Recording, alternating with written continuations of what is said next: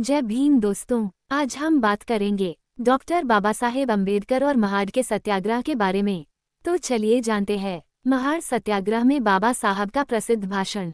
20 मार्च 1927 को महाड के चवदार तालाब का ऐतिहासिक सत्याग्रह हुआ। ये सत्याग्रह समानता का कारण है, इसीलिए पिछले कुछ वर्षों से इस दिन को समता दिवस, सामाजिक अधिकारिता दिवस के रूप में मनाया जाता है। स्वयं बाबा साहब अम्बेडकर ने महाड सत्याग्रह परिषद में अपने अध्यक्षीय भाषण में स्पष्ट किया था कि यह बैठक समानता के युग की स्थापना के लिए बुलाई गई थी।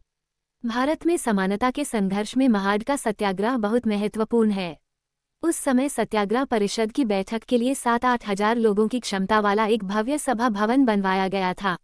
इस बैठक को संबोधित करते हुए डॉक्टर अम्बेडकर ने इस बैठक की तुलना फ्रांसीसी क्रांति से की।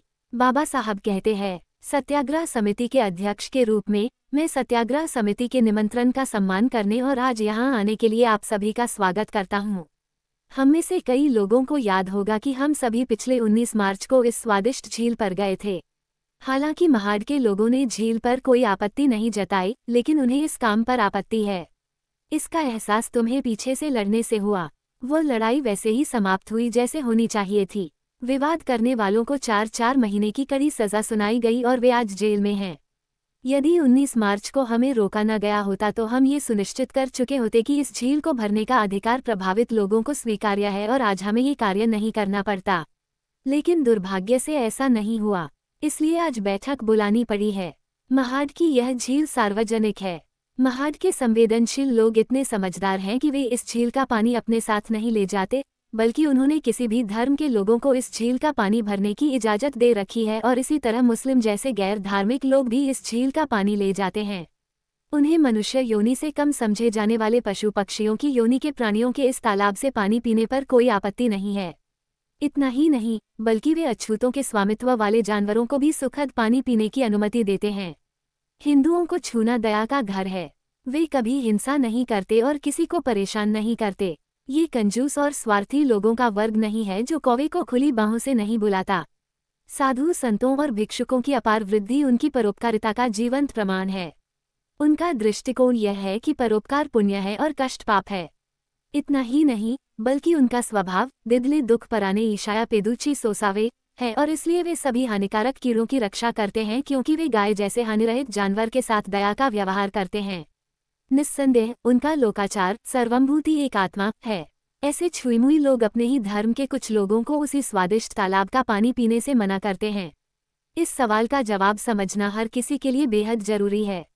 इसके बिना मुझे नहीं लगता कि हमें आज की बैठक के महत्व का पूरी तरह से एहसास होगा।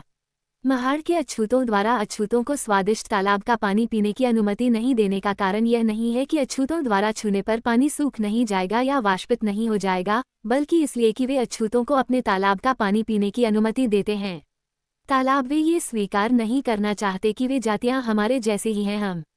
हम यह न सोचें कि आपको महाड के स्वादिष्ट तालाब का पानी पीने के लिए सत्याग्रह समिति ने महाड में आमंत्रित किया है। झील का स्वादिष्ट पानी पीना आपको और हमें अमर बनाने का हिस्सा नहीं है। भले ही हमने आज झील का स्वादिष्ट पानी न भी पिया हो, तो भी हम मरे नहीं थे। किसी स्वादिष्ट झील पर जाने का मतलब केवल उस झील का पानी पीने के लिए जाना नहीं है। हम उस झील पर सिर्फ ये साबित करने के लिए जाना चाहते हैं कि हम भी दूसरों की तरह इंसान हैं। स्पष्ट है कि यह बैठक समानता के युग की स्थापना के लिए बुलाई गई है। ये सोचने के लिए मूर्ख मत बनो कि अस्पृश्यता सिर्फ इसलिए चली गई क्योंकि मुलाकात पर प्रतिबंध या लोटी पर प्रतिबंध चला गया है। इस संबंध में एक बात ध्यान रखने योग्य है कि कर्फ्यू और कर्फ्यू हटाने से अस्पृश्यता पूरी तरह से दूर नहीं होती है। इन दोनों से घर के बाहर छुआछूत को बढ़ावा मिलेगा, लेकिन घर में छुआछूत चौंकाने वाली नहीं है। यदि आप घर में अस्पृश्यता के साथ साथ दरवाजे पर अस्पृश्यता को समाप्त करना चाहते हैं तो बेटीबंदी हटानी होगी। इसका कोई दूसरा इलाज नहीं है। दूसरे नजरिए से देखें तो अंततः बेटीबंदी का खात्मा ही सच्ची समानता स्थापित करने का रास्ता है। ये स्वीकार करना होगा कि एक बार जब मुख्य मतभेद खत्म हो जाते हैं तो छोटे मोटे मतभेद भी अपने आप खत्म हो जाते हैं। लेकिन यदि मतभेद मिट जाते हैं तो इसका मतलब यह नहीं कि मुख्य मतभेद भी मिट जाएंगे। रोटीबंदी, लोटीबंदी और मुलाकात पर प्रतिबंध सभी बेटीबंदी से उपजे हैं। जब वह जाग जाए तो दूसरों को जगाने की कोशिश न करें, वे अपने आप जाग जाते हैं। मेरे विचार से बेटीबंदी का बंधन तोड़ना ही अस्पृश्यता का असली समाधान है और इससे सच्ची समानता आएगी। यदि हम अस्पृश्यता को नष्ट करना चाहते हैं तो हमें ये पहचानना होगा कि अस्पृश्यता की जड़ बेटीबंदी में है, और भले ही आज हमारा हमला लोटीबंदी पर है, लेकिन इसे अंततः बेटीबंदी तक पहुंचना होगा। उसके बिना अस्पृश्यता जड़ से नहीं मिटेगी। हमने छुआछूत मिटाकर समानता स्थापित करने का बीड़ा उठाया है। ये काम आपके अलावा कोई और नहीं कर पाएगा। यह मानना कि आपका जन्म इसी कार्य के लिए हुआ है और इसे करने का प्रयास करना ही आपके जीवन की सार्थकता है। ये पुण्य हमारे पास आ रहा है, हम इसे ग्रहण करें। ये कार्य स्वहित का भी है और यह कार्य राष्ट्रहित का भी है।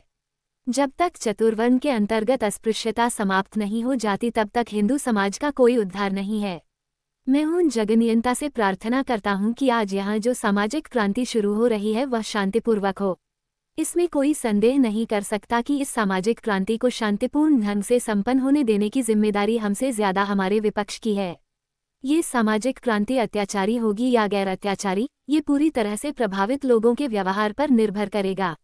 जो लोग 1789 की फ्रेंच नेशनल असेंबली की यातनाओं को दोषी मानते हैं वे एक बात भूल जाते हैं, अर्थात फ्रांस के राजा ने फ्रांसीसी राष्ट्रीय सभा के साथ विश्वासघात नहीं किया था, श्रेष्ठ प्रजा ने उसका विरोध नहीं किया था, विदेशियों की सहायता से उसे दबाने का पाप नहीं किया था, कार्य में उस पर अत्याचार नहीं किया गया था।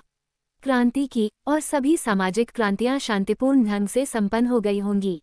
हम अपने विपक्षियों से भी कहना चाहते हैं कि आप हमारा विरोध न करें। विदेशी सरकारों या विधर्मियों की सहायता से हम पर आक्रमण न करें। का पालन करो और हम आपको विश्वास दिलाते हैं, हम इस कार्यक्रम को शांतिपूर्ण ढंग से करेंगे। दोस्तों, ये था महाड सत्याग्रह का बाबा साहब के भाषण का हिस्सा। यह एक ऐसी ऐतिहासिक घटना थी जिसने भारत के इतिहास को बदल दिया। हम ऐसे ही किस्से कहानियां लाते रहेंगे।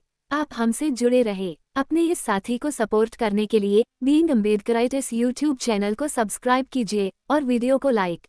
धन्यवाद। जय भीम।